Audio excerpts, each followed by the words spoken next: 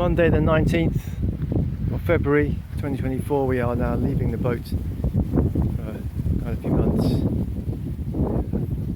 It's a little bit blustery, a little bit of rain. We've got to walk down to the ferry area. That's Tim. Last minute things. Just check my passport. Okay. Say again. Start again. Action. Okay. Well, we arrived in Antigua, King, me and Julia, to find that the boat had a stay bashed off it by another boat. So immediately Julia had to do an epoxy repair, which took her about 6 days while we got the boat ready and we saw an iguana swimming in the water. And do you think we were lucky to not be dismasted? I think so, yeah. If the wind had blown for a different direction, we could have lost the back mast. And then what happened? Well, we finally set sail after about 10 days, and But with a lot of effort getting the anchors up. well, it took us 3 days of constant gentle pulling to get one of the anchors out of the mud, and it finally emerged like the Loch Ness monster just when we were about to give up. And then we left on the 12th of January, and our first port of call was St. Bart's, which is 72 miles away. Yeah. And what was that like? Well, we arrived in the dark, exactly like we promised we weren't going to do. Just weren't going fast enough. We had to thread our way. Well, because it was so windy and the waves were big, and we did see a dolphin early on in that day. They was all loved it first, and then It the became reality of night sailing. It was very grim with squalls. Yeah, it was probably the low point where I felt a bit ill, and it was about 2 o'clock in the morning, and No, I don't think we got that far. it got very well. No, maybe it was 9 o'clock. 2 o'clock in the morning my time. Yeah. Anyway, it was dark, and it started to rain, and the wind got up. And we had to put the engine down at 2 miles out, Yeah. and St. Bart's we didn't like because it's full of super yachts. Well, yeah, but we had a lovely boy, Yeah. and A lucky it mooring. hunted us down, and we had a very good night's sleep, And then in the morning, we went round to Anguilla. which was the easiest sail of all. Yeah, it's a lovely stay there. We saw a large, expensive, Peugeot catamaran, which had one hull had been sunk. No, its bow had been blown off by exploding hydrogen. From a car Because battery, The car overcharged. Poor which is incredible. battery. And then we started at 3 o'clock on the 14th, Yep. and we did an incredible just over 4 day sail. Well, we decided almost on the spur of the moment after lunch that we better go because it seemed like perfect weather. 4 days of easterly winds, and we needed them. And we did actually have pretty much perfect weather, and we managed to get the self-steering working, so we could actually you didn't have to look at the compass all the time. And it was the first 2 days were a little bit grim. The second 2 days improved. We got the hang of it all. Once we got past the Virgin Islands, Oh, we didn't have anything left to hit for a while. well, we did have those Turk Bank, Oh, the shallows. which are like islands that's just under the surface, which had been terrifying Tim for several months now. But we managed to avoid them, and we sailed gloriously under spinnaker. Well, we had to put the spinnaker up because King said we weren't going quick enough, and that we would arrive in the dark. And that's the last thing we want to do. Especially in a place we have no idea about. St. Bart's is bad enough. So we took the radical step of deploying the big green giant spinnaker, which hadn't been up for about, I'd say, 15 years. So or we maybe got that longer. up, but getting it down, we made a bit of a pig's ear of it. Well, we got the hang of it in the end, though, didn't we? And then we got into South Caicos gloriously just before nightfall and anchored in nice soft sand. We got the hang of that. We had to move down because some other yacht gave us the heebie-jeebies thing. They dragged their anchor Yeah, there. they just didn't want us near them. But we had one of the best meals that we've ever had. It was like 4 days of. Actually, I don't get eat anything apart from energy bars. And I don't think you went to the loo. I don't think I went to the loo for 4 days either. Amazing. And then it's a great. And we had a bottle of wine. Oh my God, it was gorgeous. It'll sear into your memory. It really forever. was fantastic. The best bottle of wine you've ever had. So we're going to stop the interview right here because that was the first part. Okay. Okay, King. So we arrived Yes. in Caicos. And then we and I said to Tim earlier, look, I'm quite excited because South Caicos has got a marina, and that Grand Turk, where I originally thought we should go, didn't seem to have any safe anchorage anywhere. So we went to South Caicos, but when we looked at the marina, it wasn't a marina. There was like a dock. It was a concrete It was a pier. wharf. It was a wharf. Yeah. So we thought, oh no, we're going to have to, because some bad weather was coming, lots of wind. But we eventually went ashore. We spoke to Norman, who owns the Seaview Marina. He was a multi-millionaire, Yes, but he we sits wouldn't in think this it. warehouse in a supermarket. And he just Day in, talks day up out. figures, and he answered the phone every minute. And so he let us stay on this wharf, which actually was pretty nice for all the time we were there, which is I think 6 days, because the weather was strong winds were all over the place. And we explored South Caicos, and we got to know a lot of people there, including Milton, who befriended us, drove us around the island. And we also right across from the South Caicos ferry. And what did you think of Milton's house? It's a work in progress. Milton's house is damp, very dark. It needs an interior designer to come along and sort it out. And what wildlife did we see?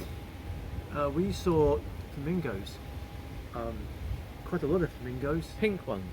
pink flamingos, and we saw frigate birds, we saw pelicans. So that was all lovely. We saw a ray as soon as we got there, but not very much after that. So we were in South Caicos the whole week. Oh, and incredibly, there was a restaurant. But only serve food every third day. Yeah, and even if they said you said, do you want to go and eat there? You went there. Sometimes they wish there wasn't going to be any food, but it did have internet. Yeah. So it was our internet. So this is what we do. We find the password. We go and have a cup of coffee, and then we loiter. And so then we left South Caicos when the winds never. They were quite good for 2 days actually. And we went across the Caicos Bank, which was very exciting, very shallow, beautiful turquoise colour. And we were a bit worried about it because of these coral heads. But anyway, it's gorgeous. 48 miles. It's a long way. And then we got to Provo, which we hated. And never more than 3 meters deep. And then we made a fantastic sail to Maiguana. Yeah. So we took all day to get to Maiguana. We got there about 3 or 4. And we went into Abraham's Bay. So tell me about Abraham's Bay. Well, it's huge. It's a 5-mile reef, about a mile deep, and in behind it is about 10 square miles of reasonably sheltered, very shallow. Well, when we entered it, it was quite, the waves were hitting, weren't they, from the outside, so it looked like a wall of white water. Yeah. Pretty scary, actually. And in far distance we could see a mast, so we thought, well, we'll go there. And so we anchored after about a 5-mile journey through what we thought might be coral heads. Right. And rowed ashore to what is a huge island, about the size of the Isle of Wight, but with 120 people. Yes, and we got to know Nearly all of them. Well, we Yeah. got to know a lot of the people in Abraham's Bay, didn't we? We get to know a man called Prince, who had a clapped out car, Who who just- kind of adopted us. And he drove us around the place. And we paid him petrol money, and he had a toothache, so we gave him money to go to see the doctor. But he was charming. And we also found this pagoda, which had the only public amenity in the island, which happened to be the internet. So we went to the pagoda. It was Nearly good. every day. It was good that when we went there, when it wasn't windy, and those Siams came and ate us. Well, we went and studied the weather forecast. So we would study the weather forecast by sort of pseudo jumping around so the no Siams didn't bite us. Well, another frontal system came in. It was very windy, and we had to wait our moment. We waited there another 6 days for the wind to change, and the wind never really changed, but we just had to go. We had a lighter westerly, so there were a few days zephyrs of wind, weren't there? yeah, we had just enough wind. We had quarter revs on the little engine to keep moving. And we decided that we couldn't stay at Atwood Harbour in Acklins because it wouldn't be safe in the northerly. So we had to sail overnight all the way to Long Island. Another overnight stay. And that was an epic sail for This us. is despite the fact that when we got to Mayaguan, the king said we'd never have to go overnight again. No, but we did, as it turned out. And then where did we go? What was it called in Long Island? It was called Little Harbour. And it was the entrance was a little bit challenging, wasn't it? Well, it was a classic. It was a classic horseshoe-shaped bay with a narrow entrance, which can be a bit of a trap because the waves can come in and pin you in the bay. So when we went in, it wasn't so bad, although it was still a bit daunting. Well, the wind was off the land, but later it changed. Yes. And Well, then, well, yeah. So, in fact, going in, it was quite spectacular because we had thunderstorms all around us. And I've so forgotten that. So we wanted to get in. We needed to get in, get the in a decent anchorage, and then a decent sand. And again, we were anchored in about 2 meters in the middle of nowhere, really. Yeah. It was about a mile walk to the nearest proper road, At least. and at least 3 miles to anything akin to a shop, which might, if you were lucky, sell onions. And so we stayed there for about 4 days. Yeah. And on the second day, we hitched to Clarence Town to see if we could find out about the marina there, which was turned out to be a horrible place full of super yachts. And we couldn't get internet anywhere, so we had no internet. So we went to a restaurant which was closed, and we found their internet on it, Rowdy Boys. And Tim said, well, let's guess the password. And we guessed it was Rowdy Boys, and it was! Yeah. So we got a weather forecast. We got a whole ton of internet. We didn't want to leave.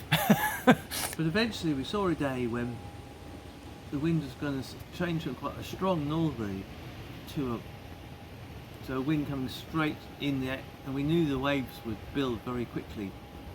So we knew we had one chance to leave, which was very early at dawn, as the wind went round, before the surf could build. But when we went to have a look, A, the big engine stopped working, and B, the surf was already quite big, but we just went for it. When we got to it, there were sort of pseudo breaking waves at various points the whole way along. So we just put the engine on and gritted our teeth and went through the surf. And we went through it reasonably quickly. And we popped out the end and we were saved.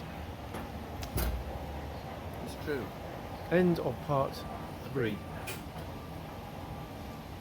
So we emerged from the surf out of Little Harbour in And- Long Island. And then we made an instant decision not to go north, which is the plan, which had been pounding into the waves, going around the north end of Long Island, but we went south on the bottom and along the Grand Bahama Bank, which is very shallow. But we had 4 days of fantastic sailing at 50 miles a day in shallow water. Where was our first harbour? Our first harbour was Dollar Harbour, which was, Not a harbour at all. it was not a harbour at all. That was just a place between a couple of little islands, Little sand islands. even. sand islands, and we had current going this way. But it was unreal, fantastic. And the next one was called Jewfish Key, which is another similar sort of thing. That was the first Exuma Island. First Exuma Island. We celebrated getting that. That was our big mission, to get the Exumas. So we've been dreaming of this for 10 years, but we were finally there. And then we had a fantastic spinnaker run from there all the way up to Jack's Key, I think it's called. Halfway up the Exumas, even 2/3 of up the Exumas. Oh, we went further than that on the spinnaker, didn't we? On the next day, we had the spinnaker the whole day, all the way up to Southwest Allen's Key, which is our favourite anchorage, which is a little horseshoe protected from everything.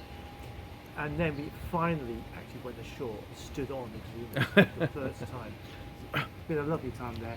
And then we left the next morning to come to Spanish Wells. But what happened when we tried to leave? We pulled up one anchor. Yeah, and we managed to not quite get around the corner, twisting round, and we touched the No rocks. reverses. And we thought we might be stuck here for hours, but we used the spinnaker pole to punt off the ground and the rocks, and then we shot out finally. And we went across the Exuma bank at the north, and we had to avoid a ton of coral heads, and you could see these black things in the water. And then we came out the top, the Fleming Channel. There we were nearly there. And Tim kept on telling me not to count my chickens. Don't count the chickens. And I started counting that chicken. I could actually feel that chicken. And then we got into Spanish Wells around 4 o'clock on Tuesday, 13th of February. And then we explored Spanish Wells. We found Mark Johnson's jetty that he let us stay on. Mark Johnson's the hero in this. Oh, it's a fantastic spot. We had no idea what it was going to be like, but when we found it, we thought, wow, wonderful. Thank you to Mark for that free dock. Yeah, fantastic. And we spent all week getting the boat put to bed, and now we're at, well, as you can probably hear, we're at the airport, having got here on a tiny airplane by Pineapple Airways. We have walked, this morning we have walked about half a mile. We caught a little ferry, a taxi, a little plane, now a big plane. We hope. And then when we get to England, it's going to be a coach, and then a bus, and then walking in. It's a long journey. Well, it's been a great trip.